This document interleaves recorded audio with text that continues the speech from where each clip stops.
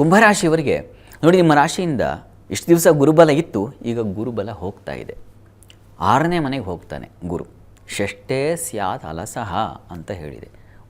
ಮಂತ್ರಾಭಿಚಾರಿ ಪಟುಹು ಅಂತೆಲ್ಲ ಹೇಳುತ್ತೆ. ಬಹಳ ಎಚ್ಚರಿಕೆಯಿಂದ ಇರಬೇಕು.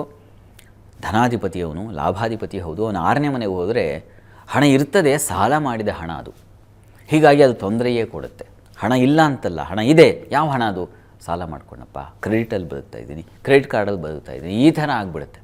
ಹೀಗಾಗಿ ಬಹಳ ಎಚ್ಚರಿಕೆ ಇರಬೇಕು. ಹಣ, ಮಾತು, ವಿದ್ಯೆ, ವಿದ್ಯಾರ್ಥಿಗಳಿಗಷ್ಟೇ.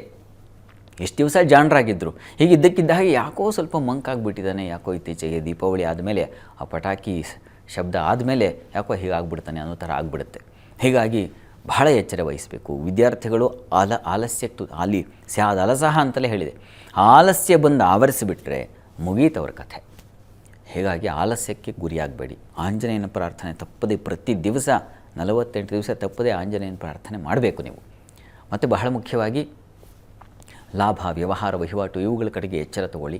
ಯಾರ್ಯಾರನ್ನು ನಂಬಿಬಿಟ್ಟು ತೊಂದರೆಗೆ ಸಿಕ್ಕಾಕೊಳ್ಳೋ ಸಾಧ್ಯತೆ ಇರ್ತದೆ. ಹೀಗಾಗಿ ನಂಬಿಕೆ, ವಿಶ್ವಾಸ ಇಡುವಾಗ 10 ಸಲ ಯೋಚನೆ ಮಾಡಿ ಹಿರಿಯರ ಸಲಹೆ ತಗೊಳ್ಳಿ. ಇದೆಲ್ಲ ಬೇಕಾಗುತ್ತೆ ನಿಮಗೆ. ಮತ್ತು ರೋಗ ಬಾಧೆ, ನೀರಿನ ರೋಗಗಳು ನಿಮ್ಮನ್ನು ಬಾಧಿಸಬಹುದು. ಕಿಬ್ಬೊಟ್ಟೆ ಭಾಗದಲ್ಲಿ ತೊಂದರೆ ಆಗಬಹುದು.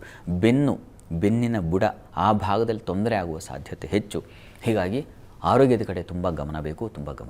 ಆರೋಗ್ಯದ ದೃಷ್ಟಿಯಿಂದ ಗುರುಚರಿತ್ರೆ ಪಾರಾಯಣ ಮಾಡಿ. ಎಂಥ ಕುಷ್ಠರೋಗವಿದ್ದರೂ ಅದರಿಂದ ಹೊರಗೆ ಬಂದುಬಿಡ್ತಾನೆ ಗುರುಚರಿತ್ರೆ ಪಾರಾಯಣ ಮಾಡೋದ್ರಿಂದ. ತಪ್ಪದೇ ಗುರುಚರಿತ್ರೆ ಪಾರಾಯಣ ಮಾಡಿ.